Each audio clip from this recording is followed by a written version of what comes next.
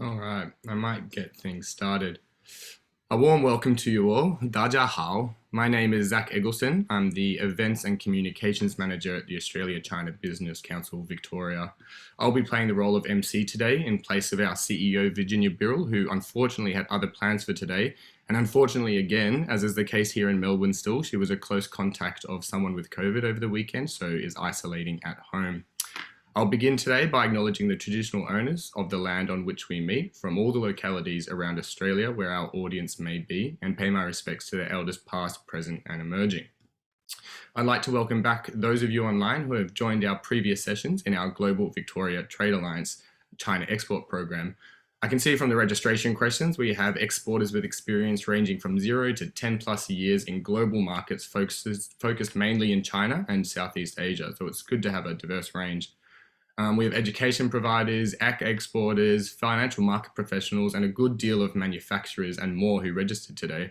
And I'm sure there will be valuable information from all of our speakers on the line. For those joining us for the first time today, the China Export Program is a partnership between ACBC Victoria and the Victorian Government's Global Victoria Trade Alliance, offering an extensive program for the revival of Victorian business. Today's session marks the 5th in this series, and we are delighted with the reach and response received thus far, and thank the Victorian Government for their effective partnership and support of our work and of our members. Our overarching aim with these sessions is to play a critical role in supporting business in Victoria's export sector to use the in-market experience of our networks and draw on the in-country experience from our 5 international trade and investment offices in China. I'm sure you will hear more about this from Victoria's Deputy Commissioner, Nick Henderson, who is based in Chengdu and will be providing opening remarks shortly. Now, we've assembled a crack team of China marketing and digital business experts to help you form your China digital strategy and improve your export opportunities through research and market insights today. Alongside Nick, for today's session, I'm delighted to welcome Christopher Kong, founder of One Step Ahead, Isabel Zhang, head of cross-cultural insights at Bastion Insights, Eric Yu, Client Service Director at United Media Solution, and Ryan Molloy, Chief Executive Officer with Redfern Digital. Now, each speaker will give a short presentation today, followed by a panel discussion moderated by Nick Henderson. I note that this event is being recorded and a copy will be made available to attendees after the event, along with copies of the speakers' presentations and an executive summary. We strongly encourage those on the line today to ask any questions of our speakers at any point during today's session as they come to your mind. Now, this can be done via the Q&A box at the bottom of your screen. Now, to open proceedings and to give us an on-the-ground report from China, I'm pleased to welcome Victoria's Deputy Commissioner in China, Nick Henderson, to the screen. Over to you, Nick. Thanks. Thank you, Zach, and good morning, ladies and gentlemen. It's a real pleasure to provide an introduction to today's event. Now, as Zach mentioned, we do have some fantastic panelists or speakers for this particular event to give some insights and share their experience on today's topic. So I really do hope everyone listens intently and takes as much of that information in as possible. Global Victoria is very pleased to be supporting this ACBC Victoria series of unpacking the elements, insights and tools that are important to navigate and create ongoing success in the China market. And I put emphasis on ongoing success in the China market because it's one thing to realize a degree of success in China, but it's a totally different ballgame to maintain that success and to grow with that success. Today's session is the 5th of a series of events that focuses on a broad range of elements and is broken into 3 parts. First, why China? Second, growing in China. And then third, we'll do some strategic China briefings. Why China covered FTAs, logistics, shipping, market research, distribution, channel structure, building and maintaining commercial relationships, and tips for creating long-term success in the market. Grow Your Exports covered market research insights, market diversification, managing COVID environments, and also what are some of the elements important to thriving in China and also capitalizing relationships and navigating China's digital economy. Today's event focuses on the importance of research and insights to drive successful consumer engagement and commercial success in China with a focus on marketing. Before we get into our speakers, I thought I'd just share a couple of observations in advance of getting stuck into the main content for today. A core part of my role is leading our trade promotion function and trade team across our 5 offices in China. I'm frequently engaging with companies in market, buyers, retailers, and our team keeps a close eye on the retail and consumer market. Often we get asked, what are some of the critical elements to creating and maintaining success within this market?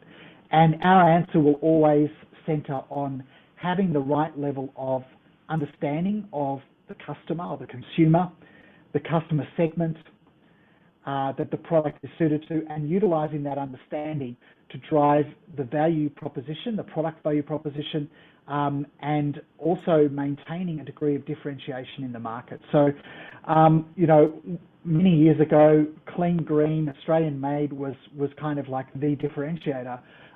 No longer within this current consumer market can we just rely on those elements to define the differentiation and define and justify the price premium for Victorian and Australian products within the market. So really having something that clearly defines that difference comes down to knowing the customer, understanding the customer segments, knowing how to then put that proposition to the customer, whether it be from a flavour point of view, from a marketing communication point of view, is critical to defining that difference, and comes down to driving that marketing execution. So not only is it a core element of creating success, but maintaining success in a shifting competitive marketplace. In my experience, for market failures, and my sort of engagement with China spans over 20 years, it's often linked to, there are a number of factors actually, but there are a number of factors which are of relevance to today's topic. And they are, firstly, a lack of adequate investment in marketing. And, you know, often it's, you know, a situation of taking a carbon copy or a one-size-fits-all of a product, a positioning, a marketing strategy, and then transplanting it into China. And that can be anything from the product format, packaging size, the marketing asset design, etc. That pretty much always fails, but it still happens a lot. And another area where market failure is created is a lack of understanding of the Chinese consumer. We can't, in any respect, in 2022, see the Chinese consumer as one generic category. It's important to understand the nuances, perceptions, characteristics, understanding of the different segments and the geographic markets to actually create success. So the areas where organisations fail come to that, and also not understanding clearly how that target customer will see your product, what makes your product different, and then how can you justify the price that you're going to be charging? Because you know, often, you know, Australian products are not low-cost products. Our products command a premium. So in the consumer's view, does your product command that price difference? That's often where things go right and things go wrong. So market research and insights enable this understanding, enable companies to tailor product and information and marketing messages to the needs, the wants and the triggers of potential Chinese customers. And it's an essential part of creating that understanding to focus sales and marketing strategies and resources. So our speakers today are highly qualified to be able to talk about all different dimensions of this topic. And I do encourage you, as we go through those presentations, to add questions into the chat box, into the Q&A box, so that we can have a good discussion towards the end of this session in the Q&A. Before I conclude, I just wanted to take a couple of minutes to speak about the Victorian Government Trade and Investment Network in Greater China. Now, Global Victoria has 23 offices globally, 5 of which are located in Greater China, in Beijing, Shanghai, Nanjing, Chengdu, and Hong Kong. We divide our functions into our trade promotion, investment attraction, and international education functions. And most of the offices will basically have at least one of those team members in each that are basically focusing on both national or Greater China-wide projects and also regionalised projects as well. We do have a couple of specific projects and particular facilities both based in Shanghai. The first of those is the Study Melbourne Hub, which was established in March last year as part of our initiatives to support the international education sector and to support students, Chinese students at our higher education institutions that could not get across to Australia. And we basically have these facilities. The Study Melbourne Hub is a 600 square metre facility designed to support those students to engage, to have a place to study, to have a place to come and connect with Melbourne, with their education institutions, and also attend events which are a part of that student experience. And the second is a trade-related activity or a trade-related project and investment, which is called Vic House, which many of you will be aware of, but it's a 920 square metre dedicated permanent facility, which is designed to support our food and fibre and alcohol and spirits exports into mainland China, which is a very, very big focus of our economy. And it's designed to replicate what a trade show does, to showcase products, to have a platform to meet with potential buyers, to engage, to train, to inspire, to educate potential existing customers and channel partners, to enable the growth of business of Victorian exports from Melbourne and other parts of the state into China. And it's been a fantastic platform for us to unearth a range of opportunities for Victorian companies, which we are on the ongoing basis assisting companies to realise some new market opportunities. I'll leave it there, but I'm looking forward to today's presentations and to getting some fantastic insights. And if you would like to reach out and learn more about the Victorian Government, I do encourage you to reach out to me in the chat box as well, and be very happy to follow up with you. But I'll now pass back to Zach for the rest of the event. Thanks so much, Nick. Appreciate that. And I know our members have really found a lot of value with the VGTIs over in China, especially when travel remains such a difficult thing for so many of our members. So thanks for all the work you're doing up there. It's now my pleasure to introduce Christopher Kong. So I've known Chris for a little while now, and he is an absolute pioneer and expert on data transformation and understanding consumer behavior. He has over 18 years of in-market experience in Australia, Singapore, and China, and he has held leadership positions at some industry-leading companies, including Danone, Nielsen, and Cadbury. Now running his own company called One Step Ahead, which bridges the gap between technical data talent and non-technical company executives, he will be presenting today on consumer centricity for business success, a data-driven approach. Thank you, Chris. Over to you. Great, thanks, Zach. Makes me sound quite old when you mention those years like that. How have I gone with the screen? Yep, that looks good, Chris. Okay, great. So good morning, good afternoon, everyone. A pleasure to be here. The topic I'm going to be talking about today is consumer centricity for business success, and really taking a lens of a data-driven approach in order to achieve that. I was going to share a bit about me, but Zach has kind of covered that off. What I would share here is that, so I've spent a big chunk of my life in Australia, having grown up here, and then the past 14 or 15 years based in China. Most of my career has been related to understanding consumer behavior in various industries, and really mainly on the in-house side. So being at the coalface in companies and thinking about how we can better understand and engage consumers. For the past 5 to 6 years, I've been leading data and digital transformation in Danone. So essentially building technical data teams of data analysts, data engineers, data scientists, and getting their unique skill set to be applied to business. And as Zach mentioned, I've now sort of embarked on my own company, One Step Ahead, helping companies to get one step ahead of their competition by leveraging data talent and data capabilities to really turbocharge their business. I'd like to share a few things that I believe, based on the years of experience working on consumers and working in China. So I believe that to succeed in China, you need to understand consumers. I think that shouldn't be a very controversial statement.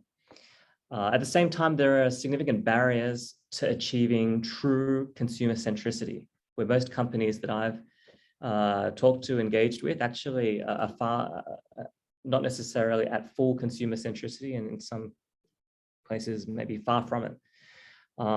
My personal belief is that leveraging data talent and data capabilities can really help to overcome some of these barriers.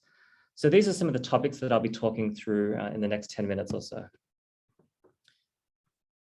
From my point of view, there are 5 big barriers that companies are facing in China as it relates to consumer centricity, or in other words, becoming closer to consumers. So these are the 5 on the screen. Rather than read them out one by one, I'm going to go through them in a bit more detail. So the first barrier here is that traditional research is slow, takes a lot of time to get in, and is expensive, costs a lot of money. So the way that leading companies are overcoming this is through agile, digitalized, real-time research.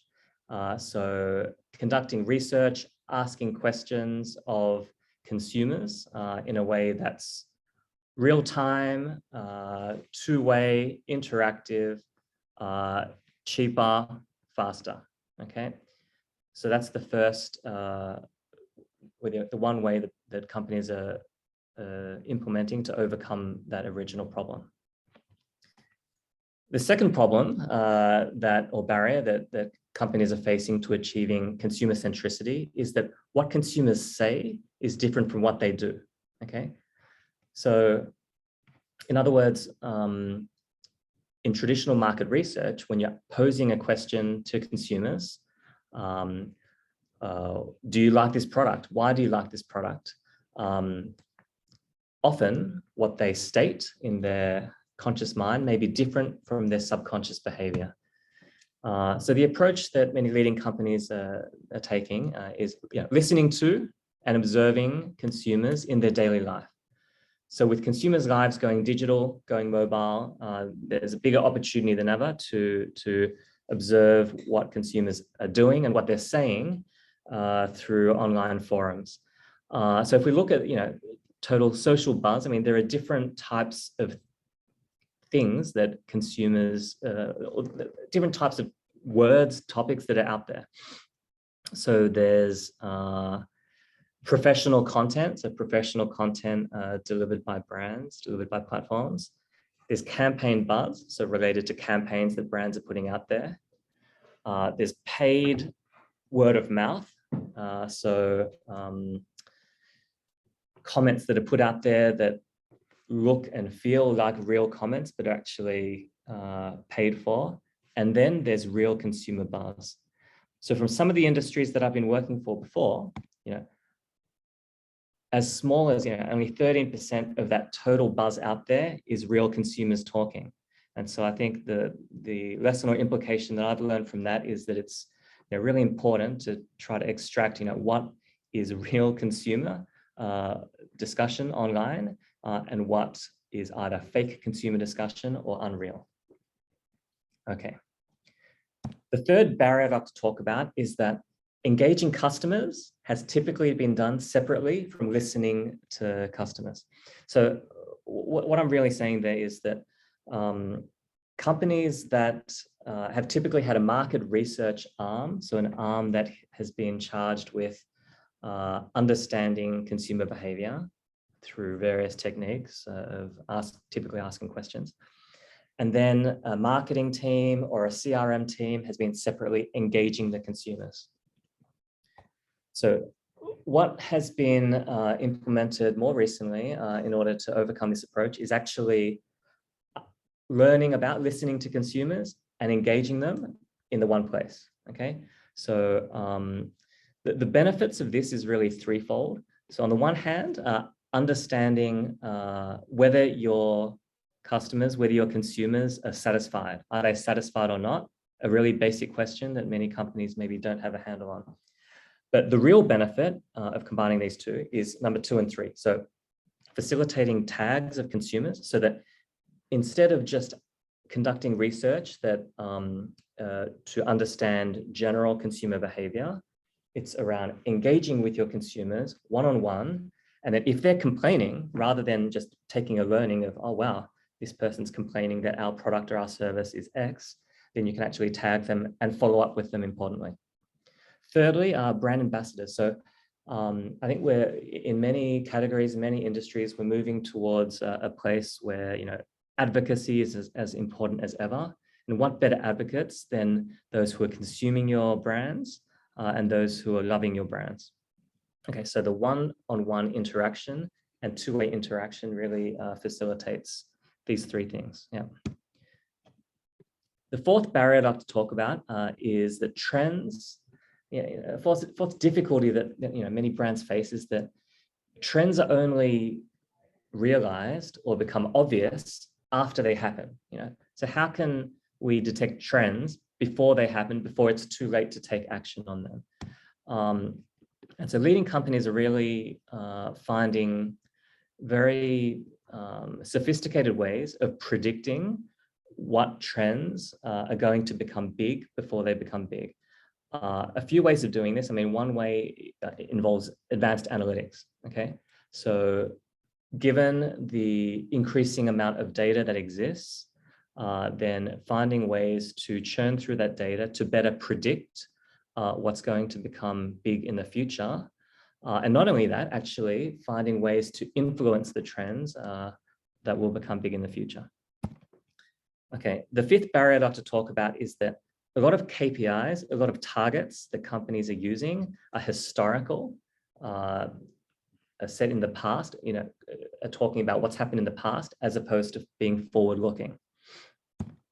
So what leading companies are doing is really looking, so in this visual here, each dot essentially represents a KPI. So many companies have lots of different data points, KPIs floating around.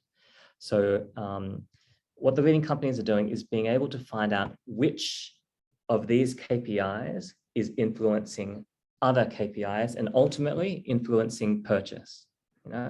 So in this very simple example, there may be one KPI which reflects a consumer's awareness of your brand, which might help to predict their interest in your brand, which might help to predict with a certain time lag their purchase of your brand.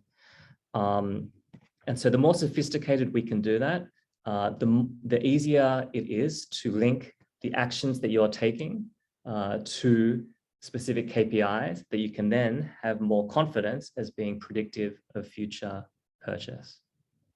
Okay, so essentially what I've run through there are 5 barriers that exist to achieving consumer centricity and 5 approaches that leading companies are implementing in order to overcome these barriers.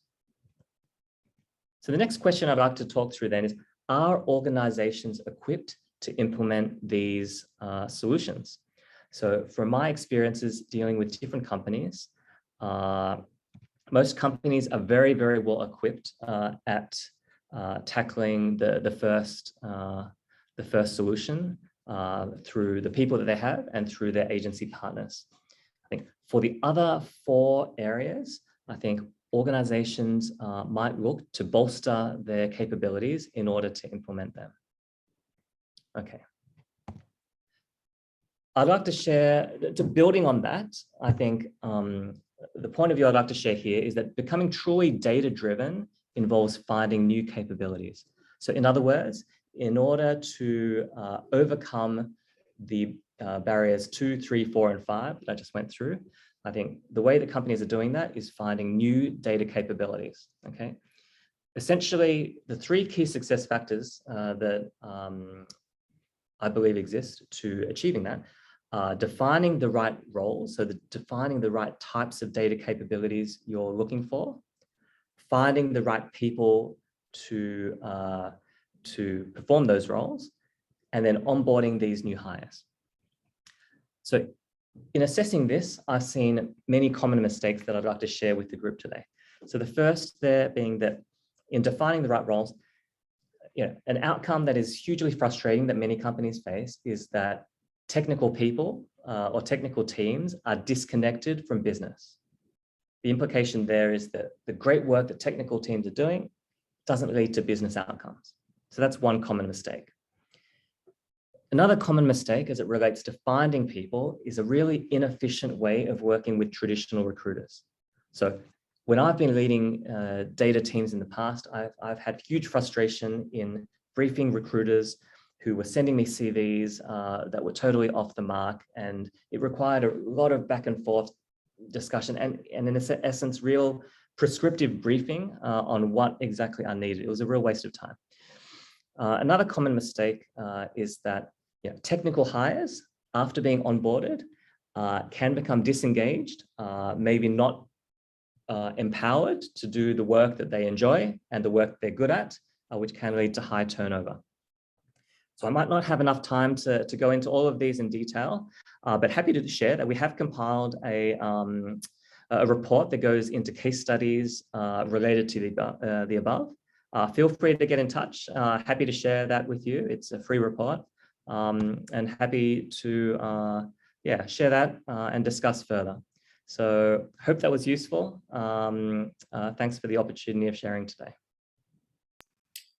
Thanks so much, Chris. That was that was really interesting. I think it's great to hear your insights with so much experience in country. So next up, we're going to go to Isabel Zhang. So,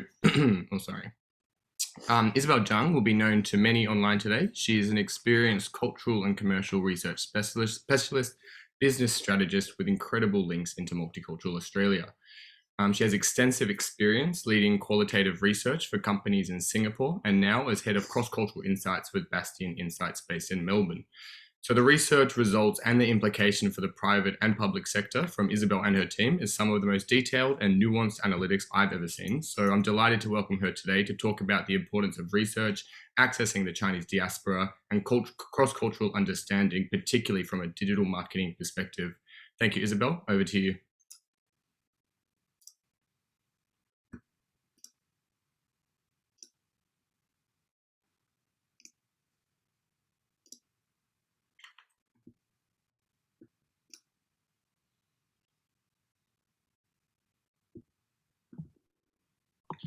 Have we got your presentation, Isabel? Yep, just give me a sec. No worries, thank you. Can you see my screen? Yep. Just go full screen. Perfect. Hi, everyone. Thanks for the introduction, Zach. All right, let's go straight to it. Let's start with a little bit of myself and my experience in research. I think that kind of really relate back to what I do now. So I started research in 2003. So I've been doing this for close to 20 years now. If Chris was, data, then my side of expertise will be very much about humans. So my job is very much about diving into people's mindsets, their attitudes, their behavior pattern, and most importantly, understand why they behave in such a way, and almost, predicting what they're going to do in future. So that's basically my expertise in my early years. I started my career in Malaysia. I worked in TNS. TNS is one of the largest market research companies in the world.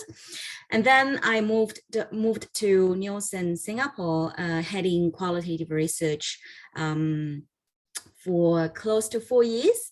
And that was one of the best experience because in Singapore, as you know, many brands and businesses, they have their HQ headquarter in Singapore. We're talking about very large businesses, in FMCG businesses, finance, manufacturers, you name it. So in Singapore, we're covering more than 14 markets. I remember my experience we have to be traveling around these markets every 2 weeks. And so basically 4 weeks in a month, 2 weeks on road. But that really kind of opened up that whole understanding of how culture play a role in understanding different markets. And how market research insights, should be activated in markets, and a lot of these barriers and mistakes and common challenges that we faced for the different businesses and industries. About 9 years ago, I did an internal transfer. I was head of quality research in Nielsen, Australia. That experience was really interesting because we are very much in Nielsen. We focus very much about, we call that mainstream Australians. And my experience back in Singapore kind of put on hold. That's where I joined Bastion Insights in 2018 and started a new practice called cross-cultural insights. So cross-cultural insights is very much about, crossing that border and help clients coming into Australia as well as going to other markets, and helping them to understand the markets that they are targeting or they're trying to get into, as well as helping them to come up with localized communication marketing strategies, as well as helping them to activate it. So we're playing a lot more, evolving from that very typical traditional research role to a more of a cultural consultant and in-market business consultant role in these days, which is much more challenging, but very, very interesting. So just very quickly, the markets that we're talking about that I personally have in-market experience, as you can see, from Japan, South Korea, China, Taiwan, Hong Kong, Thailand, Vietnam, Philippines, India, Malaysia, Singapore, Indonesia, all the way to Australia and New Zealand. So that's a really interesting landscape, and then you'll be fascinated how crazy we're all, usually we call Asia or this region, APAC region, but we are really diverse and really, really different, and relating all the different consumer insights. So a lot of the clients that we work with these days in Australia, and many of them wanted to export to different parts of Asia, particularly in China and Southeast Asia. And often the questions around, what about it? Why we have to do research? We know, we understand our products, we understand what we do. We have such a strong product that consumers just will love. We know it's going to work, but why research? And one of the things is that we live in a very different social system, where many of these Asian countries in this region, they have a very different social system.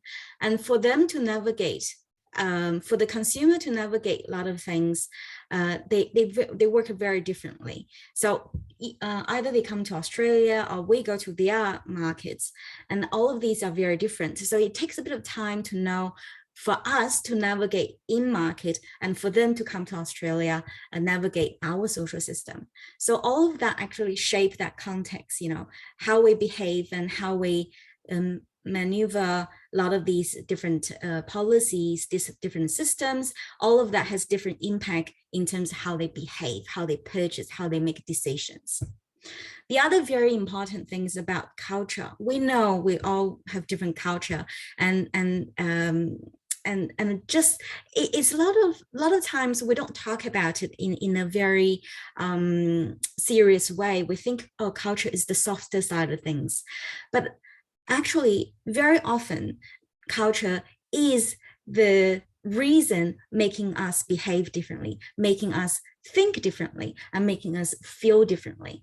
And a lot of times these very luxury brands, just recently we did a review on luxury brands, how they're behaving this year, Lunar New Year or Chinese New Year. In the previous years, many of these international brands made huge mistakes, and that really upset many of these different cultural background, society and consumers. And this year, actually, many of the brands actually step up and did really well, and really sort of leverage on that cultural element. Lunar New Year this year is Tiger, Year of Tiger, and many of these luxury brands have leveraged on that, use image or some sort of activation to build that brand assets. So that respect of culture and really working with that culture is extremely important. Language is a very obvious one, they speak in different language. But one of the things I do want to highlight is that when we're working with our clients, often we hear clients saying that, can we just translate this? The stuff that is working in Australia, let's just translate it and activate it or launch in these in markets. In Asia, and that doesn't work. It really doesn't work. A lot of times, actually, you'd be surprised they already go ahead doing it and realize it's not working. But a lot of money, a lot of investment is already put in, and once it's not working, they realize it's not working. It's a little bit too late, and they have to come back and start from the beginning again. So it is not just about language, and it's certainly not just about translation.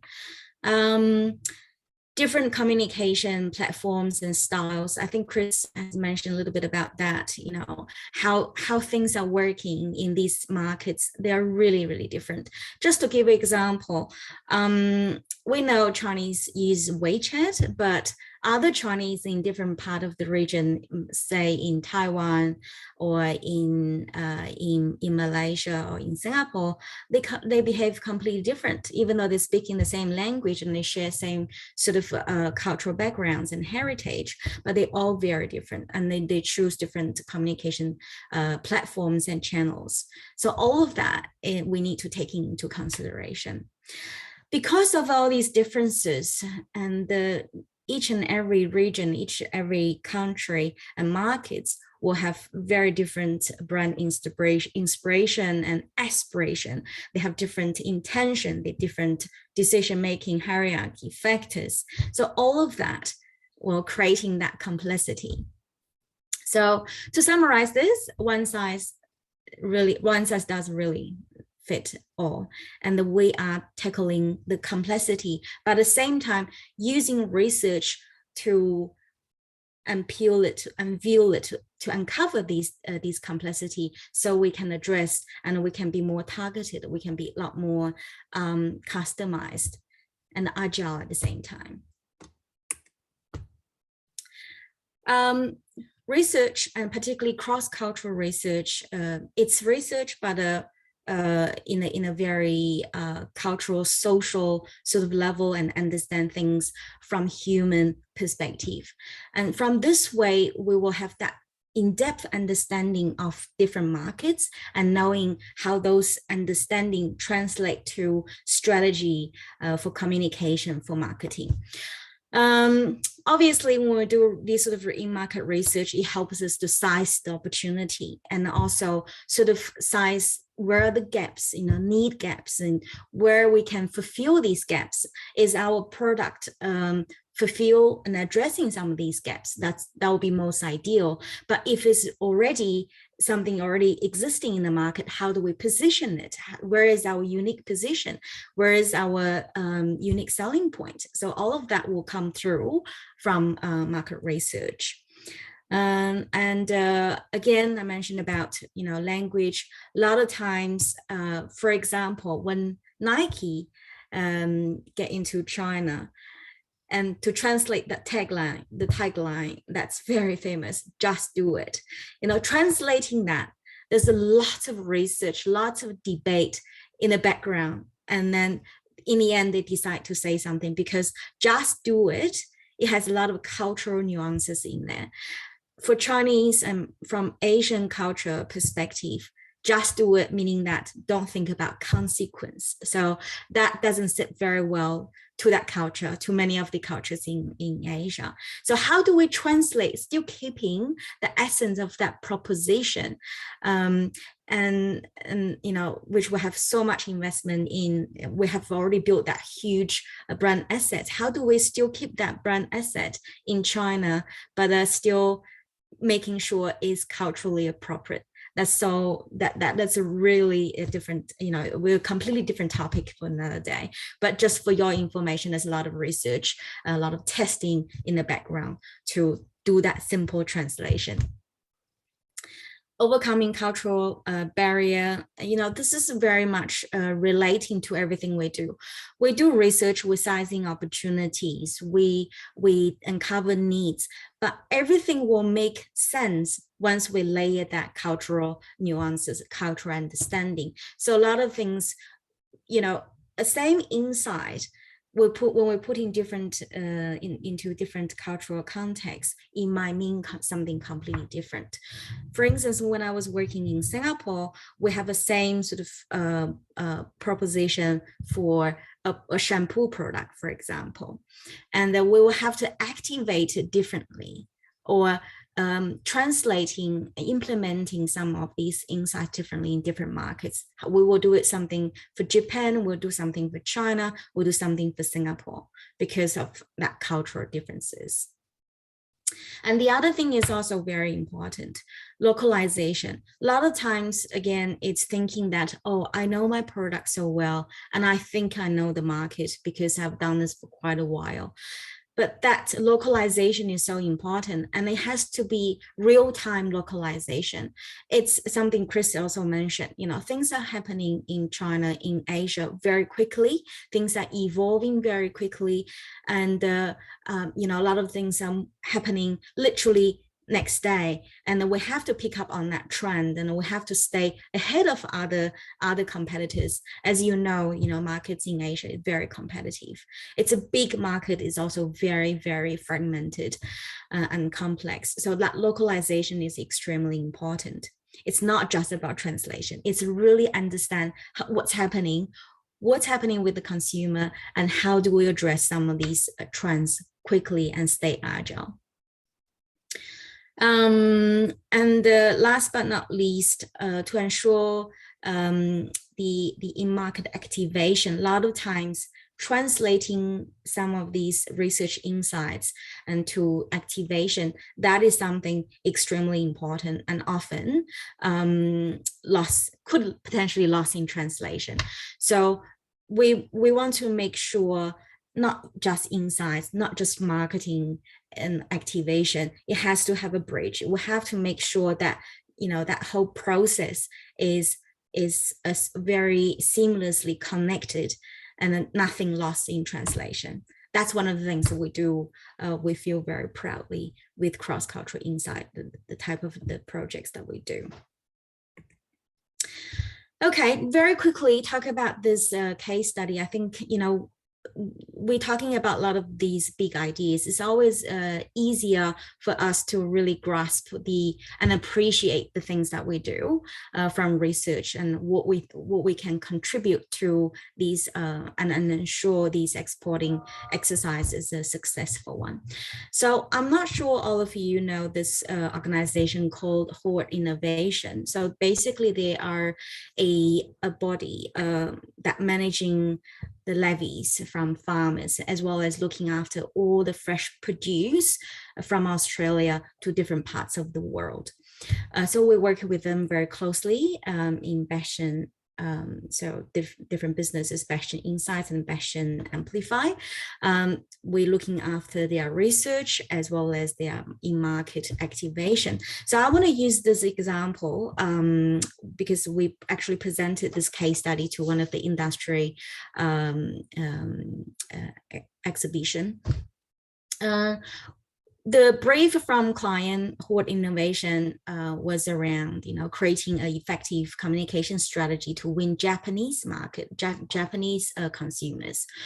So that will sound very simple and very straightforward. But when we started this research, it's a multi-phased research, and then we try to understand what we have done and what we want to achieve. And so throughout that reviewing exercise, we realized it's not just as simple as, you know, coming up with a communication strategy. It is something much bigger than that. One of the challenges is that Australian products, table grapes, is seen as premium. We see as premium and we want to position as premium, but it's not necessarily perceived by the Japanese consumers as premium. So that's something that our client is struggling a little bit. How do we get into that premium space? That is something that Nick has mentioned earlier. The other thing is, again, Japanese market is extremely different from not just Australian culture, but many other Asian cultures. So it is very unique. And they also have very different dynamic between the suppliers, distributors, as well as retailers. It's a very complex relationship and a dynamic there for us to sort of navigate through. And we did a 6-phase sort of study. We start with reviewing what we have done, a lot of marketing materials, events that we have done, activations we've done in Japan, and then talking to the distributors, retailers, as well as the consumers. And then we integrate all these findings and insights and then make it giving client that holistic 360 sort of understanding what's really going on, where are the gaps, not just from consumer perspective, but how do we, you know, streamline that process, particularly when it comes to exporting business. We do have to deal with the distributors, the local distributors, the retailers, the suppliers. So it is a very complex and difficult exercise. And throughout that, how do we use consumer insights to activate, to leverage on and helping our client Hort Innovation to get into the market, not just, you know, engaging with the consumer directly, but how to work with local distributors, retailers better, and how to build that rapport, how to build that relationship, and that cultural understanding really came handy. So in combination, we also did a bit of social listening and coming up with a very comprehensive communication strategy and activation strategy. So something that pretty impactful, we actually took this case study, this insight, and then we actually presented in their industry report event, once in a year event, and talking to a lot of these farmers directly, and then sort of helping them to understand what Hort Innovation is doing in market. So that really definitely helped Hort Innovation, you know, managing their relationship with our farmers in Australia. And in the end, this whole report has become a digital handbook that's circulating within Hort Innovation. So it was very successful. It was very complex and a very difficult study, but the result was really powerful. Those you know, provide a lot of guidance to understand and get to the market of something that's really different from what we know. That's pretty much from my side, Zach, and thank you so much for this opportunity. Yeah, I'm handing over to you, Zach. Thanks so much, Isabel. A really interesting presentation. I really appreciated what you said, sort of as we think of culture on the softer side of things, but yeah, often culture is the reason why consumers make decisions. And you look at that from, you know, up and coming exporters all the way through to multi-billion-dollar multinationals putting that effort into the one slogan, and that can really, you know, change the market completely. So thank you for those insights. Our next speaker is Eric Yu. So Eric is a China native. He's the Client Service Director at United Media Solution, a bilingual cross-cultural independent agency specializing in digital marketing.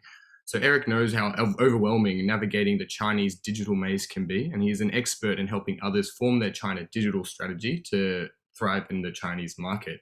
So through UMS, Eric has supported major companies globally, including De Beers Group, Bundaberg, Wine Australia, and New Zealand, Dubai Expo 2020, Populous, who I saw recently worked on revamping the water cube for the Winter Olympics, and many more companies. So today, Eric will help you understand the ever-changing world of China online and the evolving China consumer. Thanks, Eric. Thanks, Zach. Thanks for the opportunity to speaking. I'm just confirming, can you see my screen, the share screen? That looks all good, Eric. Cool, awesome. Right. So a quick introduction, as Zach introduced. So I am kind of a native Chinese. I grew up and raised in China and moved to Australia, to Melbourne actually, since high school, and start my studies and my early career days in Melbourne, and now I'm in United Media Solution, which is an agency specializing in helping brands to get into China. So we have office in Auckland, Melbourne, Sydney, and Shanghai and Ningbo. And as Zach introduced, we work with several, some of the big names across different industries. So we are very exciting to work with them in the China market and see how the China market is been changing in the last 10 years already. So today, after Chris and Isabel had introduced about the data and the culture different things in the market. So I think it will be better for us to give you a little bit understanding about what has been happening on ground in China. As we know, after COVID-19, things are just changing so rapidly across the world. Like, for example, we're doing virtual meetings at the moment, which is something we're not doing a lot before the COVID situation. And we are aware that China has been changing all the time, rapidly overnight. So we can imagine what has been happening after COVID-19 in China. It must be dramatic changes. So I would like to share with you from several perspectives. Firstly, from consumer behaviors. Secondly, to who is the target audience or who is the new buying power in China. And thirdly, lastly also is how you can blend into the new situation and be success under the current markets.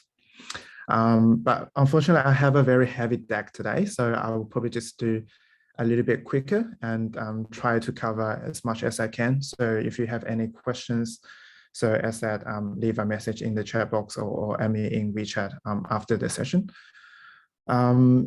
So firstly, about understanding shifting consumptions in China is very important for every marketers, for every brands to understand before getting to China, or if you're already in China, you also have to be aware about what is been happening and what is in trends and what is consumers thinking and how they behave.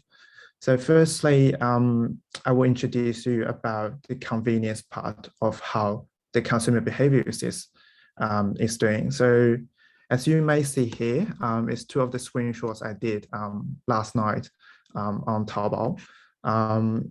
I choose search for Australia beef in Taobao and select to arrive within an hour. And it just gives me hundreds of different options. And some says it will arrive in 45 minutes, 15 minutes, 39 minutes, and 34 minutes, which is amazing. It's something I can't even imagine what happening in Melbourne.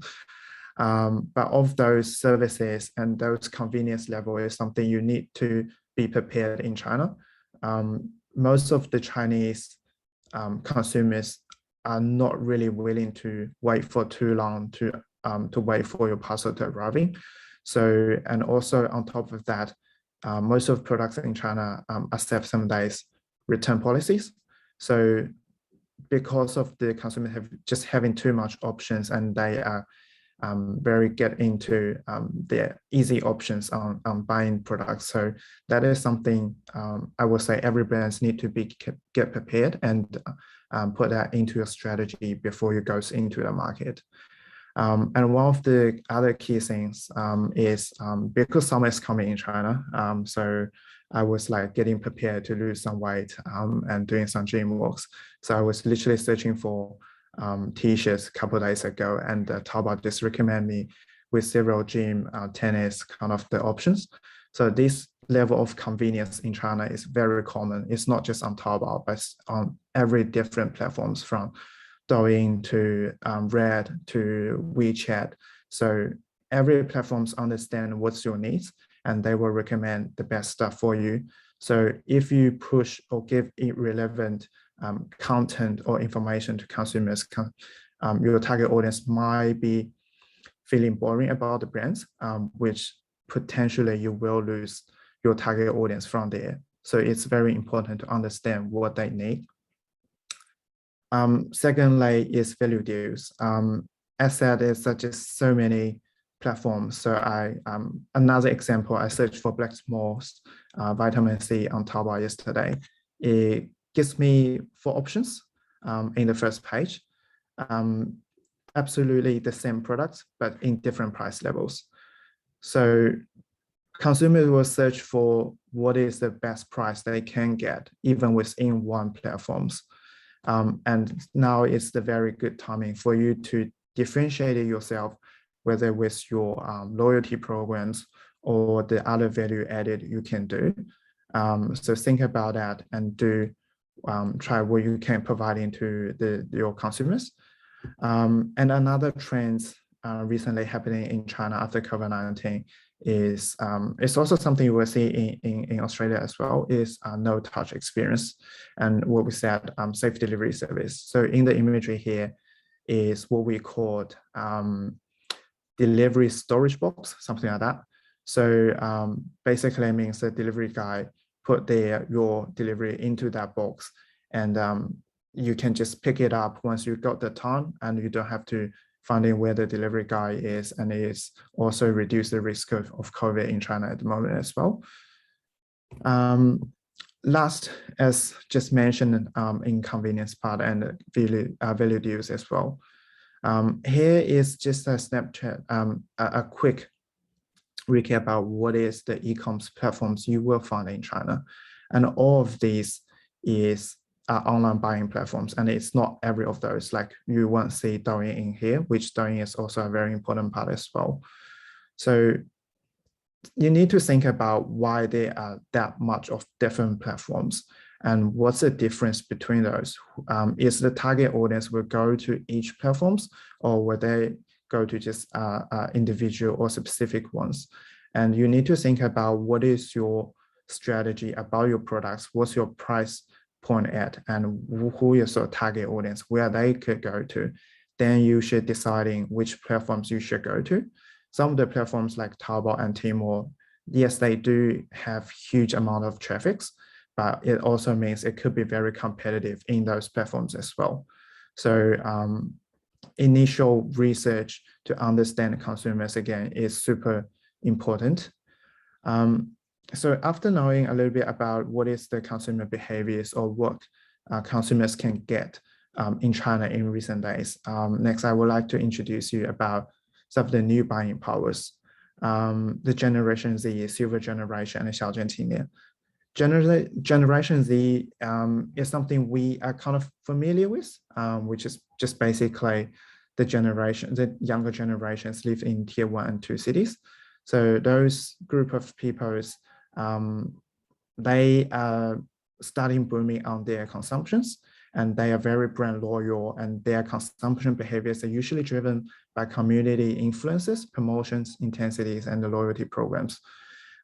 So it's very easy to targeting and very a powerful ways to build up your loyalty programs with the Generation Zs, and especially with their purchasing powers are increasing day after day. Next, it might be a very new concept for many of the audience today. Yes, we call 小镇青年, which basically in English means small town youngsters. This group of people around age 20 to 30 and live in 3 to 4 or even lower cities. They have relatively good education compared to their parents. They have seen more, and they're using mobile phones, and they get in touch with internet since they are young. And thanks for the lower housing cost and in the lower cities, and because the cities are developing, so there are much more opportunities and in those lower cities. So which achieving is 52.6% of annual spending growth on average in last 7 years. In last 3 years, with those small town youngsters. So imagine about that. they are not getting in too much with the international products.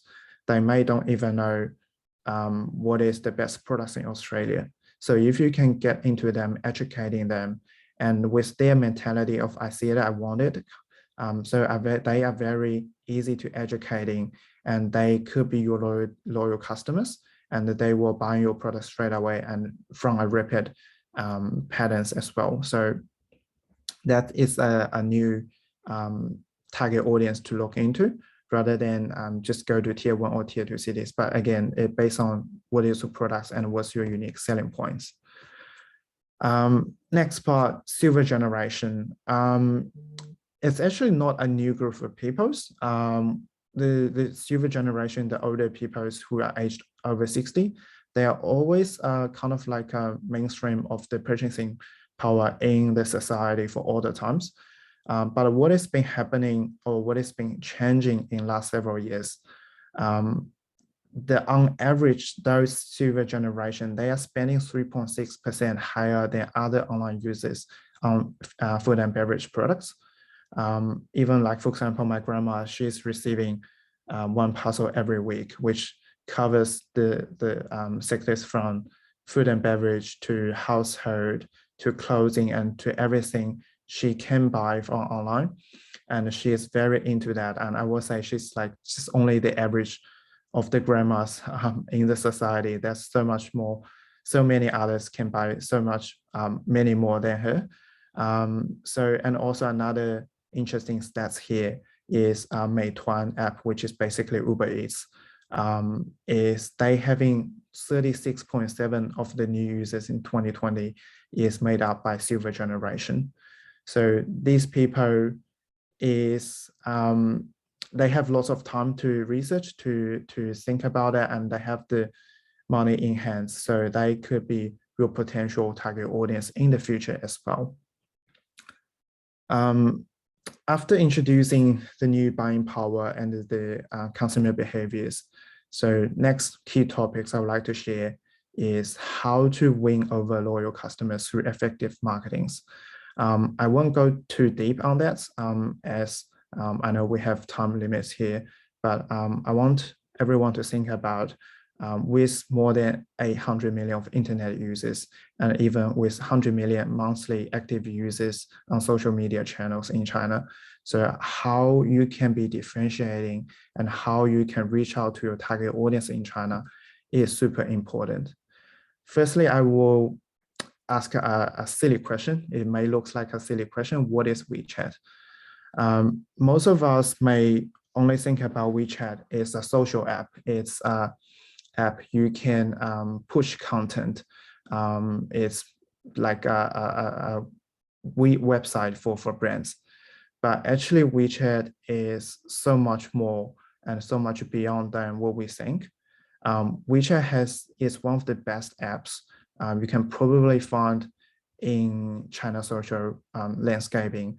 It can help you to push content. It could help you to generating your target audience. It can help you to understand and analyze what is your followers are doing, their behaviors, and you can analyzing those information, those stats on the back end, and retargeting them to achieving better business communications, to achieving experiential customer services, to achieving convenient payment service, and also to achieve rich social reach as well. So WeChat is so much more than what most of the marketers thinks. So feel free to talk to me on what we can do on WeChat, and you will be amazed by what you can do. On top of WeChat, what we always recommend for our clients is WeChat have to be your centralized hub to collecting data, to having all your followers. But on the meantime, it's also very important to using omni-channel strategies. So you have to be always on digital and social advertising. And because of lots of the brands getting in China, they might have only having limited budgets, and traffic could be very expensive in China. So think about doing joint venture campaigns with your similar brands who are sharing the similar target audiences. And also think about use key opinion consumers and KOLs and celebrities and also maybe even think about digital billboards. So with several different channels, you could achieving maximize exposures with limited budgets, or even you have lots of budget, you can achieving better ROIs on that as well. Lastly, I will just very quickly mentioning digital contents itself. Videos is something we have been mentioning in last several years already. And then here is some stats for you to understand is there are over 900 million of active video users in China at the moment, and with 880 million short video users and 562 million live streaming users.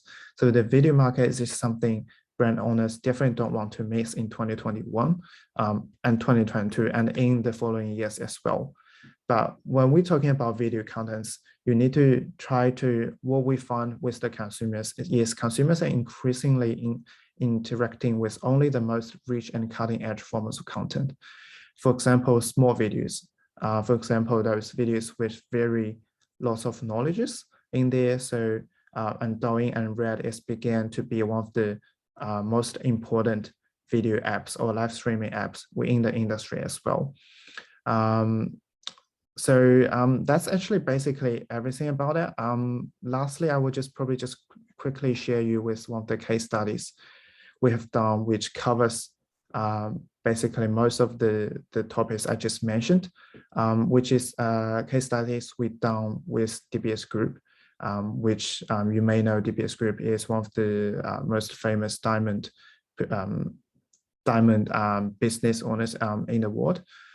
So they comes to us with one objective is they want to reach out to younger consumers or the pre-bridals in the lower cities, and also that kind of target audience to educating them about natural diamonds and to give them the information about why natural diamonds is so important. So we use this source and conduct with very comprehensive campaigns, and we're using different channels as WeChat official accounts, KOLs, ads, and different medias. And the result is amazing. After targeting those 小镇青年, which is higher engagements in tier 3 to 4 cities compared to tier 1 and 2. And also our results, the KPIs is like 300, 200, 500 more than the early estimations, which the estimations actually based on a single channel estimations. So all of those is could be a lot of to digest, and but feel free to talk to me and leave comments in the chat box. So I'm happy to answer any questions, and also feel free to add me on WeChat. And thanks everyone. That will be what I'm going to say today. Thanks so much, Eric. Such a fantastic presentation. And just from personal experience, I know how quickly the China digital market changes. And even in my visits from 5 years ago compared to 2 years ago, just everything from the language used online through to the tiered cities and how quickly they're developing. It's just, yeah, it's such a huge market and there's so much potential, but yeah, really understanding it and leveraging that potential is what's key. So thanks for sharing some of those insights today. Our final presenter, I'm pleased to welcome Ryan Molloy. Ryan is the Chief Executive Officer at Redfern Digital, a full-service digital marketing and e-commerce agency. Now, when I say full service, I really mean it, covering branding, strategy, social media marketing, e-commerce, and more. Ryan and his team are really the full package.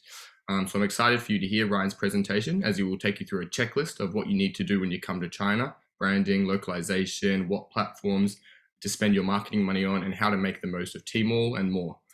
So Ryan has lived in China for more than 20 years, and he has been responsible for the strategic direction, growth, and performance of some of the largest and most successful brands across a range of categories coming into the China market, including FMCG, alcohol, mother and baby, food and beverage, health and wellness, and much, much more. Over to you, Ryan, and see if you've got your presentation up. Thank you. Thanks, Zach. And thanks for having me today. I know we're a little bit up against time, so I'll try my best to get through this as quickly as possible. Today I'm going to talk about essentially looking at how you can build your brand in market, what's happening with different platforms, and then also how a brand should look to budget for market.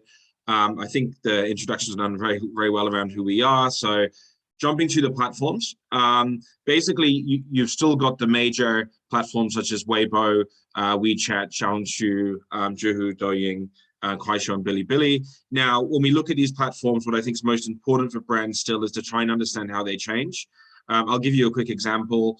WeChat Moments advertising has been one of the poorest promotional tools in China for probably the last 5 or 6 years, and as of recent have dropped their cost per impression for brands, making it an actual viable tool for brands to use. So when we look at these platforms, what I think is really important is you can look at large data stats such as these, where there's 1.24 billion on WeChat, there's 271 million users on Bilibili. But what's really important, I think, is to understand how they function, how they work, and the ever kind of changing role that they have within the market. So if we look at Weibo, for example, we call it the old horse because it's pretty much, it's had its day. It had a lot of good days out, but now it's really been set to pasture in what it can do for brands in China. There's very few opportunities where brands can grow what they do on Weibo. In the last few years, brands have been utilizing it to work with the likes of celebrities. But as we've seen the waning power of celebrities being reduced in recent months due to government restrictions, it's actually meant that the use of this platform has completely diminished. In fact, if we put, for example, $1,000 on a promotional tool to promote any of our food and beverage brands, we're likely to get 1, 2, 3 sales only. So it's not really there in terms of being able to support brands in the market at the moment, but we'll wait and see how they try and change what they do. A lot of brands work with Weibo purely because of its connectivity to Tmall, but as I mentioned before, this doesn't really justify its use because we see conversion to be the lowest out of all platforms. If we look at WeChat, it's the super app. Basically, the way that WeChat works is by creating communities and loyal customers for brands. As I mentioned, it has undergone recent changes with Moments advertising, which have made it quite viable, but it doesn't yet have connectivity to some of the major platforms such as Tmall, where a lot of your products will be sold. The best way to work with WeChat is often through working with KOLs and different associations. They have very targeted groups on KOLs and associations on WeChat have very targeted groups. So if you're a niche product or you're really trying to tap into a specific customer base, we've had huge success with premium, super expensive, or very niche products in the past, working with WeChat KOLs and communities. We also now are running a KOC guaranteed sales program that also is through WeChat, just because consumers often, when they're in WeChat, are more likely to look and buy products. Little Red Book has been kind of, the growth of the last 3 years, even though it has only 220 million daily users, its current users, it's got a lot of power in terms of product search, and especially for foreign products as well. So how you work with Little Red Book is really to build your base. It's about validation, your first 3 to 4 months in the market, creating enough seeds so that there is some representation of your brand when consumers go to search. Obviously, you need to take into consideration that 90% or 80 to 90% of the users are female. So all of what you put in terms of your story has to really be talking to that demographic. Zhihu is the forum for professionals. So it's something that we do for clients that are a little bit more established. They're starting to grow their Tmall and JD and Kaola stores quite significantly, have an offline presence. And then we will put out some news through Zhihu so that if people do search through Baidu, there is some information. As we know in China, all of consumer search around FMCG, nearly all of it, moves more towards Alibaba platforms itself rather than Baidu. So it depends on the category. I mean, if we move out of FMCG, a lot of search around like education, insurance, property, a lot of work can be done in Zhihu to enhance these kind of sales. And also it depends on the category you're in. So if you're in nutritional health, or you're in anything that has more specific functions, we've found it to be very useful.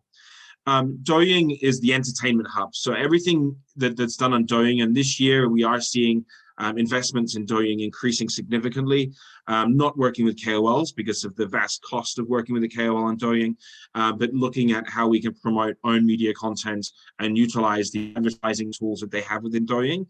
The advertising tools are very strong compared to other platforms, and in terms of growing that brand awareness. But again, there's key questions. Do you have a Douyin store? How are you going to fit in entertaining content that really supports the larger brand strategy? And then we've got Kuaishou. Kuaishou essentially at this point right now has kind of cut itself off from the rest of the world. They've just announced that they won't be linking to any other platforms as of 2 weeks ago. And this has meant that actually the validity of Kuaishou has dropped a little bit. I've always been a very strong supporter of Kuaishou, and it's been kind of the underdog that no one talks about, but actually does more live streaming sales than Douyin as of last year, and the year before it was double Douyin in sales. So there's a lot of opportunity within Kuaishou, but we'll have to wait and see what happens. But it is very mass market, and also it looks for heavy, steep discounts, and it looks at a multiple number of tiers if we're looking at tier 2, 3, 4, 5. So definitely down in terms of the lower tier cities in China as well. And then Bilibili. Bilibili is not a cheap platform to run, but there's this huge rise of Gen Z and young subcultures. And for a lot of our brands that have the potential to focus onto this demographic, we're actually moving them away from some of their more traditional personas that would be, say, 30 to 40-year-old mothers or families. We're moving towards this demographic because they're starting to hold a lot of purchasing power in China, and they're also very much interested in brands that they can connect and relate to. Bilibili stays the number one really in talking to this subculture and Gen Z. And so if we look at these platforms again, I think we can talk about how big the numbers are. But like everything in China, it doesn't really reflect the power of what these platforms have. For some of them, it is important to understand if they can connect to Tmall or JD, and having that interactivity is very important. I don't think it needs to be a direct link. There was a time where we found that the shorter the gap between consumers seeing products and then buying was less, but now consumers have got so used to moving out of WeChat with a link, going into Tmall and still purchasing, even though we can't make that direct link, that it's no longer really a problem. The major thing that brands need to think of is, are there flagship stores within these platforms that I can be utilizing instead of going directly to a Tmall or JD flagship store? And so this is really the key updates. This is what's happening in the market. What we're seeing is that e-commerce is continuing to taking an increasing share of retail. But what we have seen for a lot of our brands is having that offline support, being able to have sampling events, being able to have products in retail stores is a very important part of the growth in the market. And so e-commerce, and especially cross-border, should only be seen as a first step.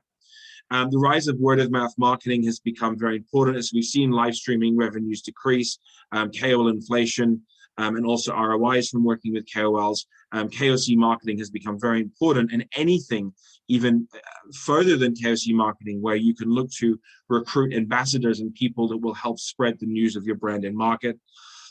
Diminishing Taobao and Tmall live streaming returns have meant that live streaming, although very popular and still growing a lot, it does have some limitations. We've seen a rise of sales for Douyin. In fact, Double 11 last year, only 8% growth on Alibaba. A lot of that growth in sales is attributed back to Douyin. We've had things such as KOL inflation, as I mentioned, saturated seeding, which means you have to run more programs. You need to focus on more sales-oriented activity. And the influence of WeChat is waning, but watch out, because we have seen huge success in Moments advertising campaigns in the last 2 months. Tmall obviously being the preferred landing point for FMCG, increased Tmall in-app costs, which has meant that brands have now had to look at different avenues to try and drive their sales. And people are also turning to associates and bodies for suggestions. We've seen celebrities lose a lot of power in the last 3 to 4 months, and we're not sure if this will ever quite come back. And so when brands are looking at the market, the first thing they need to do is look at how they can set up their own brand official accounts. Now, what I would suggest when doing this is set it up and try and get some basic content out there initially, so that there is some form of knowledge in the market when people search for the brands, but then understand the frequency of posting that is really needed on each platform. I mean, WeChat often needs very little than 1 post a month, in my opinion. You're better investing more into Douyin and Little Red Book, which are the kind of the new dominant platforms in the market in terms of how they're able to grow awareness and then convert to sales. The second part would also be working with KOLs to increase initial brand awareness and interest, introducing new products and brands to users. And then the third part would be then the product seeding part. So you've got this setup, you've got the initial announcement of the brand is here, and then you've got this more authentic, softer content that continues to reinforce what your brand's doing in the market. And then once you come to this part, you can start to look at live streaming.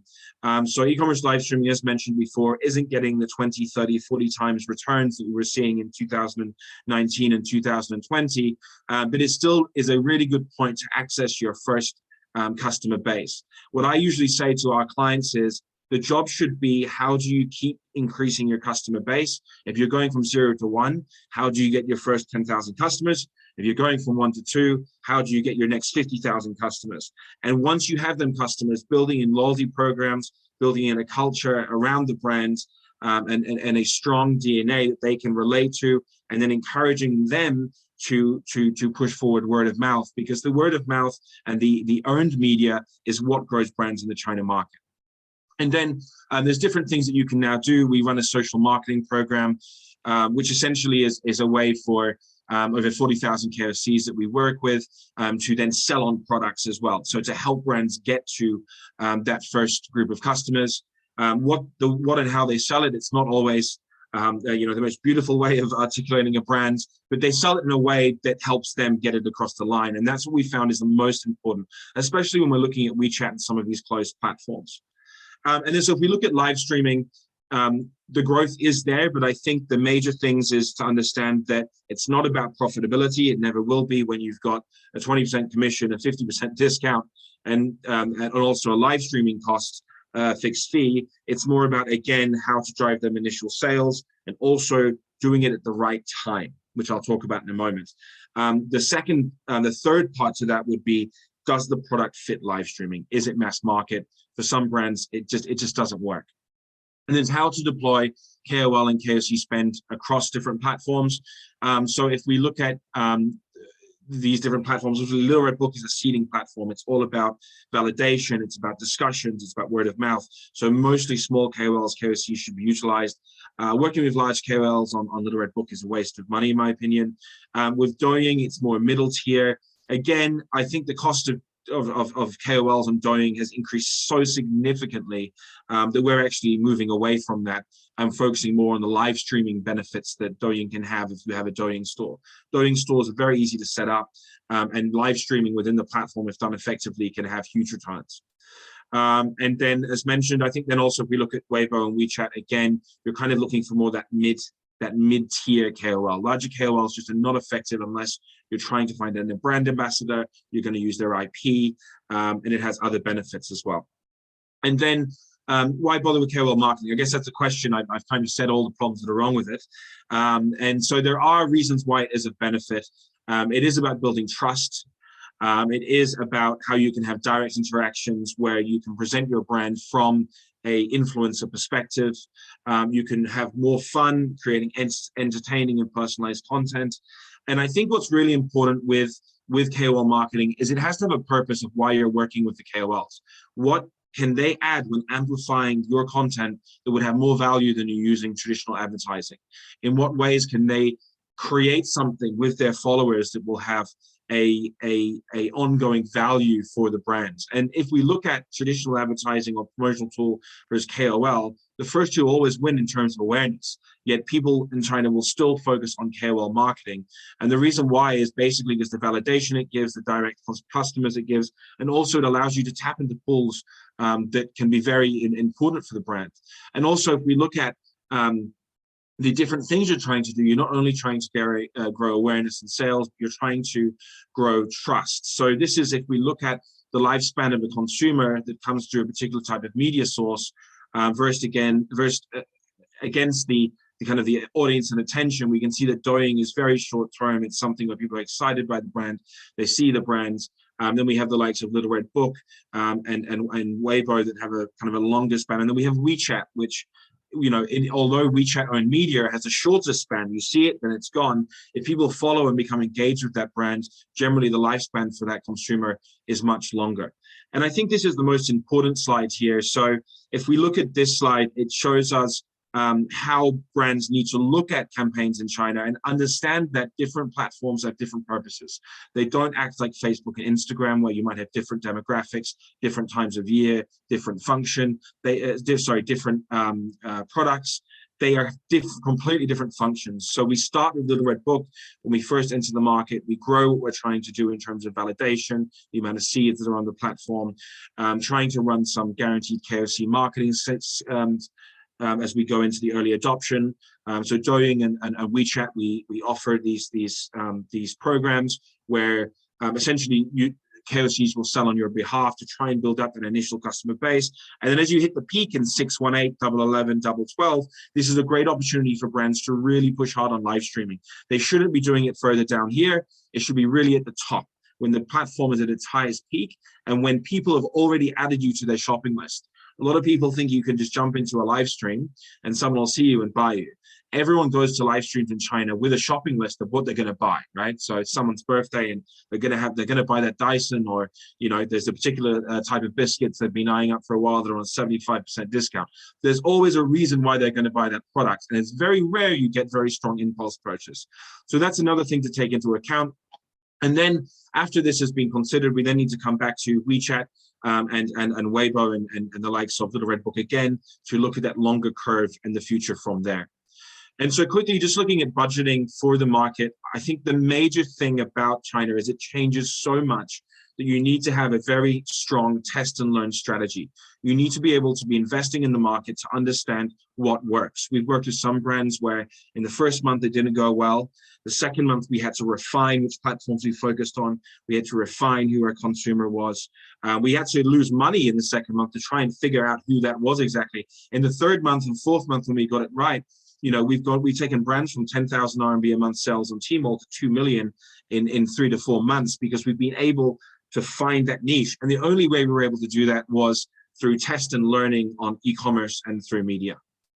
And so, as you can see here, most of the investment should be going into the platforms, so you can do this A/B testing, and then also into paid media as well. So not just having a WeChat and Little Red Book account, but also looking at our media out-of-app spend that will help drive with themselves, that engagement, and also the consumers that you work with. Okay, brilliant. I hope I didn't go over too much. So yeah, thanks for having me, guys. Here's my personal WeChat account. Feel free to add me if any further questions, or reach out on email. And yeah, thanks everyone. Thanks so much, Ryan. That was an excellent presentation filled with so many details. I particularly like, there's one thing you said, which I hear always when people are talking about China: word of mouth and earned media is what grows brands in China. That's always what I hear. So it's good to hear you saying it too. Now we are right up against time, but we've had some amazing presentations. I might quickly throw to Nick, who might just want to do 1 or 2 questions before we wrap up. Over to you, Nick. Thanks, Zach. So much information and so much detail there, which is absolutely fantastic. So I hope everyone got a lot of value from that. We are up against it for time, and I might just touch on one comment and question from an attendee, and something that resonated with me as well was that Chris mentioned that what consumers say and what they do are 2 different things. And I think that's something that I'm going to take away from today's session in particular. And the question from this participant was, Chris, what are some of the suggestions, or what are some of the main platforms for surveying that you would use in the work that you would be doing?